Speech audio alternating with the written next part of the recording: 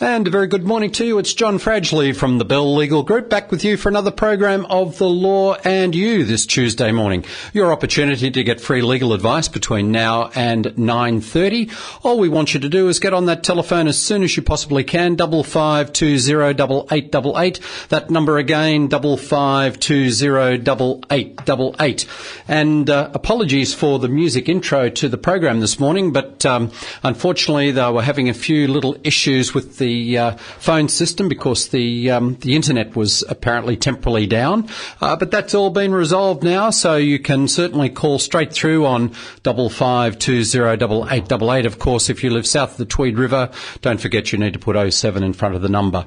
And it's certainly great to be back after a few weeks away on holiday, and my special thanks to a number of members of the team from Bell Legal who stepped into the breach while I was away, particularly Margaret Miller, who did the bulk of the programs, but also Danny Bycroft, Daniel O'Connor, and Tom Trembath, who I believe that Danny Bycroft and Tom Trembath were along last week for a little bit of a different slant on all things legal. But as I say, those phones are working now. It's certainly great to be back, and I'd welcome your calls. 55208888 is the number. While we're waiting for some calls to come through, I heard on the news this morning of a case in Western Australia where two neighbours are going to end up in the Supreme Court over issues between them. Particularly, it seems it all started originally from balls being kicked over the fence by one of the neighbours' children, and the next door neighbours starting to get a bit sick of it. And now it also relates to the illegal building, allegedly, of a cubby house. But just a tragic thing to think that a dispute like that between neighbours could actually end up in the Supreme Court. Sort of reminds me of that ad on TV that I'm not sure if it's still running, but was running a while back for Cadbury, where the little boys keep kicking the football over the fence, and the lady next door, I think her name was Mrs. Marsh, keeps throwing the ball back, and then finally one day the boys throw a chocolate over the fence to the next door neighbour. And maybe there's a little bit in that for the protagonists there in Western Australia, because maybe if the children next door had thrown a chocolate over the fence to the neighbour in appreciation for them returning their balls, it may not have got to this. But I think the important thing that it underscores is the fact that neighbour disputes are best resolved amicably and between the neighbours. So in incidents like this, we often have calls on the program about issues between neighbours, be they in relation to overhanging trees, which seems to be one of the major ones, or trees blocking sunlight, the root systems of plants coming under the fence, or where there is no common boundary and people using other people's land for driveway access to their rear yard, etc. I think in all of those instances, you are far better to be talking to your neighbours in relation to those issues before resolving or resorting to litigation, which is always a last resort, and quite frankly, in my experience, doesn't achieve a satisfactory outcome for anyone concerned, and quite often, particularly if you're going to the Supreme Court, is going to cost a wealth of money, and it's going to end in tears of pain. So just a little bit of advice, always try and talk first. But enough of that, we have our first caller. As we say, a very good morning to George. G'day, George, how are you? Good. How are you, John? Very well indeed. Thanks. How can I help you today?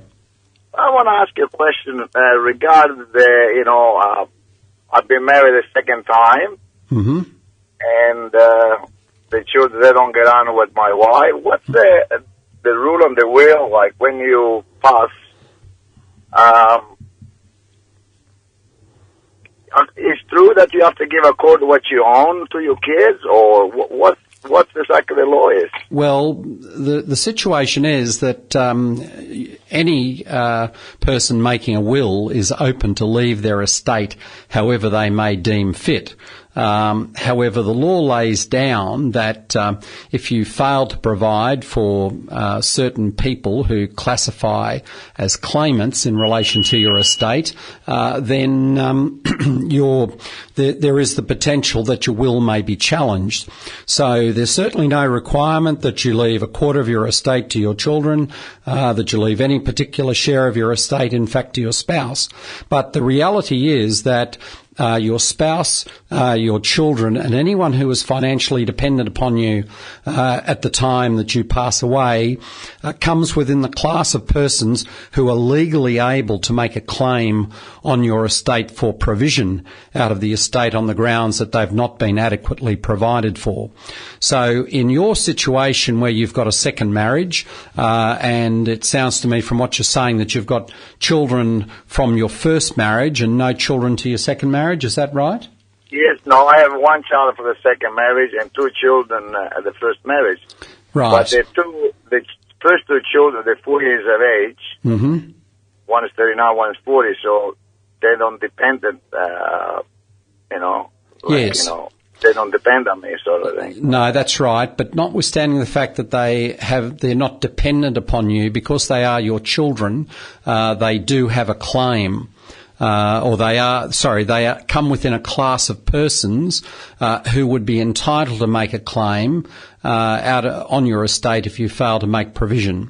So what you really need to do, George, is to get some good legal advice going into all of your circumstances of your first marriage, the children of your first marriage, the relationship you have with those children, circumstances of your second marriage, the circumstances of the child of the second marriage, also looking at the financial circumstances of both the children of your first marriage and also the financial circumstances of your wife of your second marriage and the financial circumstances of the child of the second marriage, so as to determine what would be fair and reasonable in all those circumstances.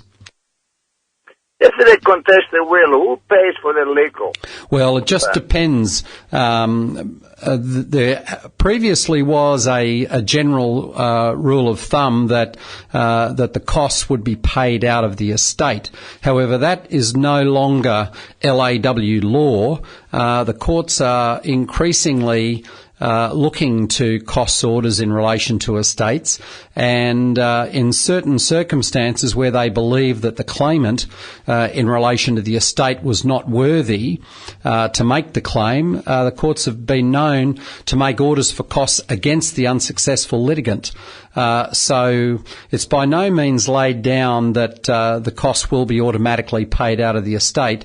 But if, for example, in your circumstances, and you made no provision at all for the children of your first marriage, and you left all of your estate to the wife of your second marriage and the child of your second marriage, and the court found that it was reasonable that you should have left something to the children of your first marriage, then it very well may be that the costs for those children would be paid out of the estate, and certainly the costs of defending the claim, so the executor's costs of defending any claim against your will would also be payable out of your estate. So that's why it's very, very advisable to get some sound legal advice as to what you should do. No one will be able to give you a guarantee that a claim will not be made against your estate, and no one can give you a guarantee that any claim will not be successful. However, by getting some very competent legal advice from someone who is an expert in the area of estate planning, you can certainly minimise the circumstances in which such a claim might successfully be brought. The other thing you need to bear in mind too is, of course, that once you pass away, the person who's best able to give evidence as to why you made no provision for your children of your first marriage is no longer here. So in those circumstances, it is most advisable to record in detail, if your decision is to leave those children out of your will, to record in detail why you've made that decision, so that at least the court has before it a statutory declaration, which we commonly refer to as a statement of wishes, stating why you've not made any provision for those children and why you believe that you were not obliged to make any provision for those children. It's not as good as giving evidence in person, obviously, because you can't cross-examine a statutory declaration, but at least it gives the judge, if the matter does get to court, an insight into why you've not made provision. The other side of it is that if, for example, after you pass away and you've not made any provision and a letter is written saying that, for example, the children of your first marriage intend to bring a claim, then your executor at that point may make a decision to provide a copy of that stat dec to the children or the lawyers for the children of the first marriage as an indication of why you've not made provision, and sometimes that will act as a deterrent to them bringing that claim. All right then? Thank you very much. Okay then, George. All the very best. And the time on 4CRB is 18 minutes past 9. The Law and You is the program. 55208888 is the number if you have a question or a query. 55208888. As we say, a very good morning to Ron. G'day, Ron. How are you today? Good morning. It's John. It is John. How are you, Ron? I'm fine, thank you. I've got a little bit of a problem with a bed. Sure. Is that in your category? Do my best. Right. We purchased a bedding from one of the local manufacturers here on the Gold Coast in July last year. Mm-hmm. After 3 months, there was a sag on one side of the bed. Mm-hmm. Because I'm the only one that sleeps in the bed because of medical reasons with my wife, and the sagging, I notified the lady that we purchased the bed from. She said, well, get in touch with head office, which I did, and they got in touch with the manufacturer and sent me an email because to send photos and everything back to them because they don't send representatives out to have a look at any of these claims anymore. Yep. Now, we sent all these photos back to them. There's approximately between 13 and 15 millimetre sag. Now, the bed is only 10 months old now. Yes. At that time, it was only about 8 months old. Yes. When I sent the photos and everything back, they sent an email back saying that it was acceptable up to 35 millimetre sag. What, 3.5 centimetres? That's correct. Holy smoke. Yes. You could bury your pet in that. So, how am I situated? Well, look, I think, quite honestly, your claim, I would suggest that you do have a claim, Ron, and I believe that under the Australian consumer law, that you are entitled to expect that the bed would perform to a reasonable standard comparable with that of other beds of a similar quality. So what I would suggest you do, are you in Queensland or New South Wales? No, I'm just in New South Wales. Okay, so just across the border. Okay, yes. So down there they have the Consumer Affairs Department. I've got a number for them if you'd like it. Yes, I'll just pick up my pen. Which, right. Sorry, John. So if you ring Consumer Affairs New South Wales on 133220... 133220. Yes, they'll be able to point you in the right direction, but what you very well may need to do is to write a letter to the manufacturer or basically to the person that you purchased it off. So did you purchase it off the manufacturer? Done that too. No, I would purchase it off a supplier. Okay, so the supplier is the one that you would make the claim against because under the Australian consumer law, the person who's liable is in fact the person who sold you the bed. You would make the manufacturer. Well, they then make their claim against the manufacturer. But under the Australian consumer law, you very well may need to bring a complaint in the Consumer Court in New South Wales. We have in Queensland what's called the Queensland Civil and Administrative Tribunal, which it's basically like a small claims court. They have a similar system in New South Wales, so you very well may have to end up bringing a claim through that organisation. The other thing that you could do in relation to this too is that you said you just live just over the border. That's right. Okay, so the Gold Coast Community Legal Centre and Advice Bureau run various visited offices up and down the coast, including down at the courthouse in Coolangatta.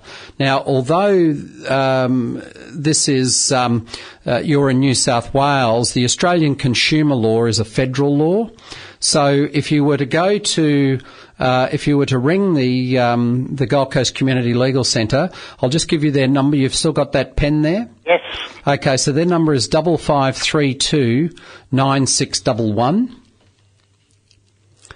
So what I would suggest you do is, in the first instance, ring Fair Trading in New South Wales and ask them. They'll probably tell you more or less what I'm telling you, except go into a little more detail about the procedure to bring your claim. And then what I would suggest you do is ring that number I gave you, find out when the Gold Coast Community Legal Service is going to be down at Coolangatta next. It's normally, I think, from memory, at the Coolangatta Courthouse.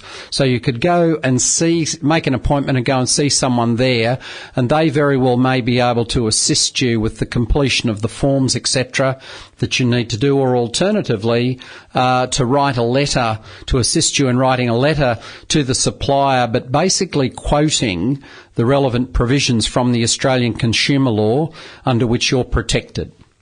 Right, thanks, John. Right. What I've actually done is I've sent an email, the copy of the email off to the supplier who is in Queensland. Right.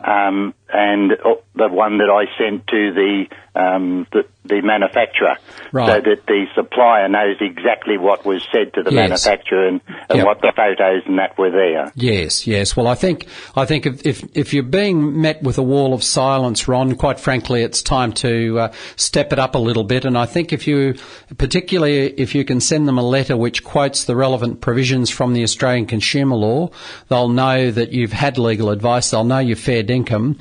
And if they get I'm sure they've faced this before, and if they know that you're serious, I think you'll find that you should get a fairly prompt response. Yeah, thank you, John. Anyway, okay. I let them know yesterday that I haven't finished with dealing with yet. Good on you. So they know that this, I'm going to go a little bit further than what was just a bit of a talk. Okay, that's great, Thanks Ron. ever so much for your help, trouble. John. All the very best. Enjoy your show. Thank you very much for that. And the time on 4CRB, 25 and a half minutes past 9. The Law and You is the program. 55208888 is the number if you have a question or a query, but you will have to be quick because we've only got a few minutes before we come up to the local news at 9:30. As we say, a very good morning to Malcolm. G'day, Malcolm. How are you today? Yeah, good, thanks, John. That's good. How can we help you today? Okay, just quickly, I'll try to keep this as brief as possible.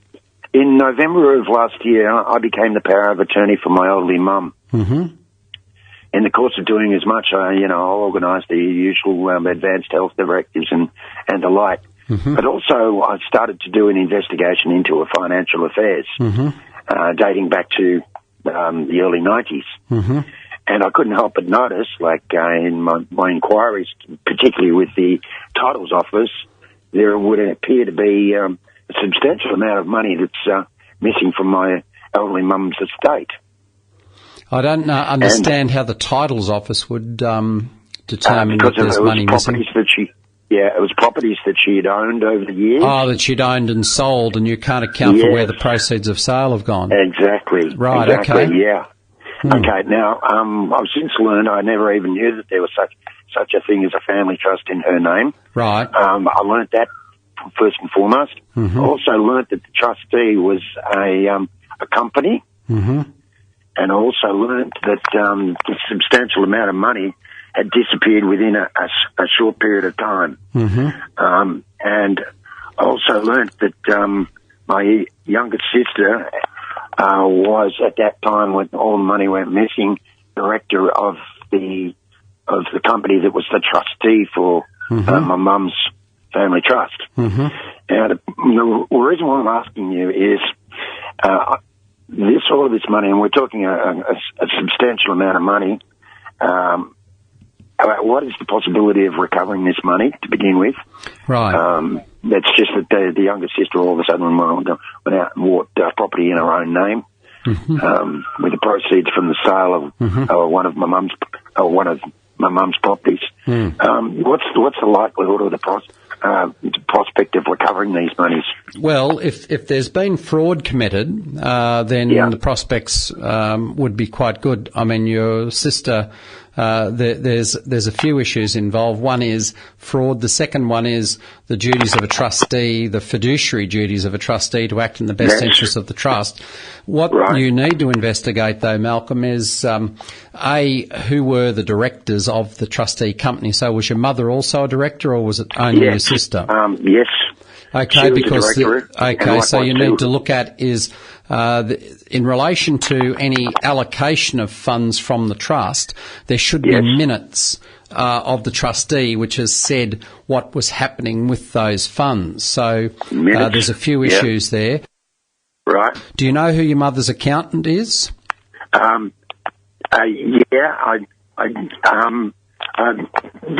original accountant that set up the family trust was my accountant, who's long since retired. Right. It was later handled by another accountant, and I've since tracked him down.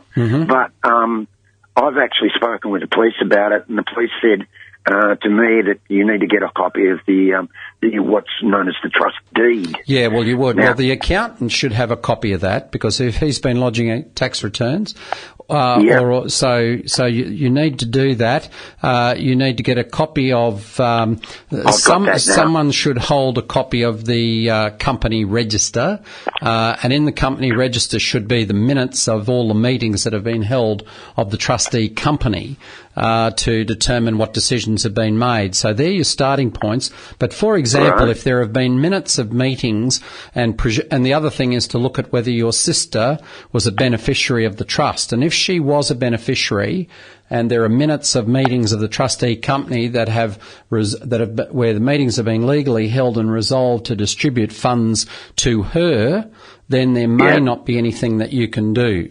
But Malcolm, we'll just have to leave it there for the moment, because unfortunately we're just coming up to the time for the local news. So if you just stay on the line for the moment, I'll have a quick chat to you after we come off air, so that we can continue this. This is John Fradgley from the Bell Legal Group. It's been great to be with you this morning for this program of The Law Review, and especially great to be back. I'll look forward to being back with you again next week for another program, but as always, until then, it's goodbye and God bless.